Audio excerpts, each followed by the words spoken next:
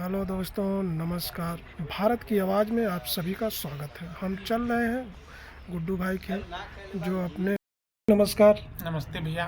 जो बिहार में घमासान मचा है, आप उस पे क्या अपनी राय देंगे?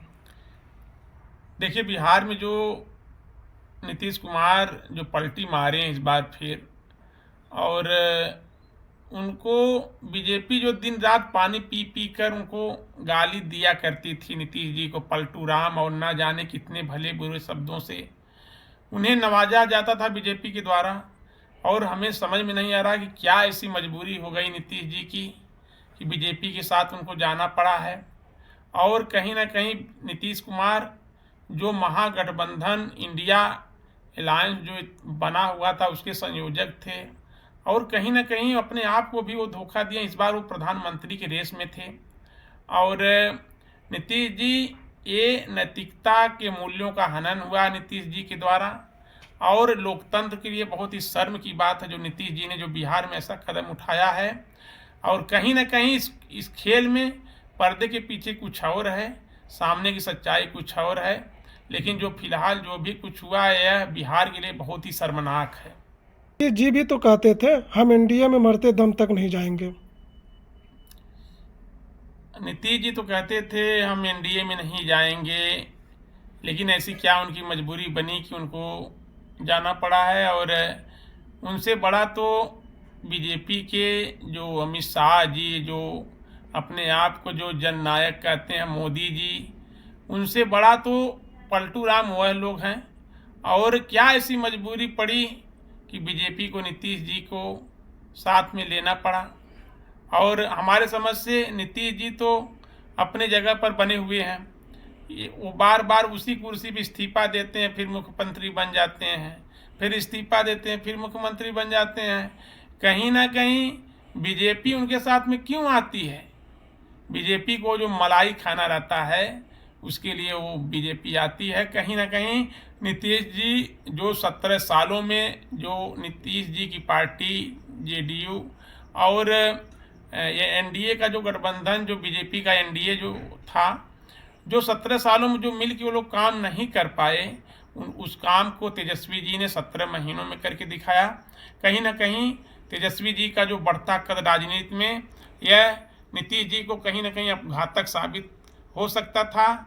हमारे समझ से आज तेजस्वी जी हर जुबान पर, चाहे यूपी हो चाहे बिहार हो, आप यहीं यूपी में देख लीजिए, लोग रोजगार के लिए तरस रहे हैं। यहाँ की सरकार यहाँ के लोगों को रोजगार नहीं दे पा रही है। लेकिन तेजस्वी जी ने बिहार की बात आप छोड़ दीजिए, उसके अलावा यूपी से जाकर हर गांव से 2 4 5 लोगों का सिलेक्शन हुआ, वहाँ पे बिहार में जाके नौकरी कर रहे हैं। इतना बड़ा काम तेजस्वी जी ने किया कि जो 70 दिनों में शिक्षा विभाग में 2 लाख लोगों को ज्वाइन लेटर दिया गया। और यह ऐतिहासिक वर्ल्ड रिकॉर्ड, अब तक पूरी दुनिया में कोई भी सरकार इतना विकास नहीं, इतनी ज़्यादा संख्या में नौकरियां नहीं दी थी। तो कहीं ना कहीं तेजस्वी जी का बढ़ता कद, और इधर मोदी जी ईडी सीबीआई का डर दिखाकर, और वहाँ पे सरकार जो नीतीश जी बदले नहीं, वहाँ पे सरकार बदली गई है। तेजस्वी यादव जी के विरोध में अब तक कोई बयान नहीं दिए, इस पे आप क्या कहेंगे? देखिए, तेजस्वी यादव एक पढ़े लिखे और युवा नेता हैं, बहुत अच्छे नेता हैं, सकारात्मक राजनीति करते हैं। वह बीजेपी की तरह मूर्खों वाली भाषा का प्रयोग नहीं करते हैं। और तेजस्वी यादव ने जो करके दिखा दिया वो बीजेपी को पच नहीं रहा है। उनके घर ईडी सीबीआई का सम्मन भेजा जा रहा है। और आने वाले समय में ये जो बीजेपी की बौखलाहट, जो तेजस्वी यादव जो बीजेपी के जो हार जीत के बीच में जो एक दीवार बनकर खड़े हुए हैं, यह बीजेपी को पच नहीं रहा है। और सीधे सीधे साफ एकदम बौखलाहट बीजेपी के चेहरे पर दिखाई दे रही है। और अपना बात तेजस्वी यादव बोले हैं कि हमारी मालिक जो हमारी जनता है वही इसका न्याय करेगी, अपने जनता के पास अपनी हम बातों के लेकर जाएंगे। और आजकल सभी लोग जागरूक हो चुके हैं, सभी लोग समझ गए हैं क्या बिहार में चल रहा है। और इस बार लोकसभा चुनाव में, फिर जल्दी ही विधानसभा चुनाव होने वाला है।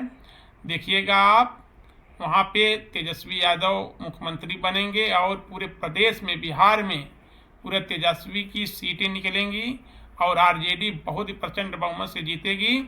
और इस बार बीजेपी का वहाँ पे समझिए एकदम सुपड़ा साफ होने वाला है और तेजस्वी यादव इस बार नया कीर्तिमान वहाँ पे बनाएंगे। और इसी के साथ मैं अपनी बातों को विराम देता हूँ। नीतीश जी बोल रहे थे, अरे यार